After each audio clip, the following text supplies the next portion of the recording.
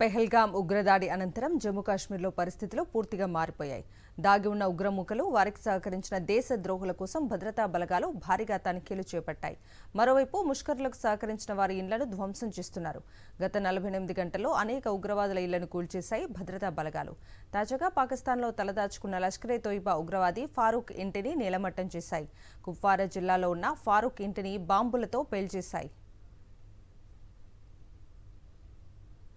ఉగ్రదాడికి ప్రతీకారంగా పాకిస్తాన్పై భారత్ విరుచుకుపడుతుంది. ఉద్రిక్తతల వేళ పాక్ను దెబ్బకొట్టింది. జమ్మూ కాశ్మీర్లోని అనంతనాగ్లో జీలం నదిపై ఉన్న డ్యాం గేట్లను ఒక్కసారిగా ఎత్తేసింది. దీంతో పాకిస్తాన్లోని ముజఫరాబాద్, చకోటి జలమయమయ్యాయి. లోతట్టు ప్రాంతాలకు భారీగా వరదలు పోటెత్తాయి.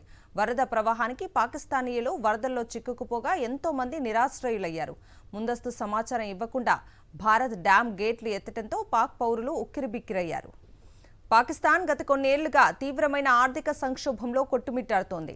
ద్రవ్యోల్బణం ఆకాశాన్ని అంటింది. విదేశీ మారక నిల్వలు క్షీణించాయి. తాజా పరిణామాలతో రాజకీయ అస్థిరత పెరిగింది. ఇలాంటి పరిస్థితుల్లో ఏ వైపు నుంచి ఏ దాడి జరుగుతుందోనని పాకిస్తాన్ వణికిపోతోంది. పైకి మేకపోతు గాంభీర్యాన్ని ప్రదర్శించినప్పటికీ లోపల మదన పడుతోంది.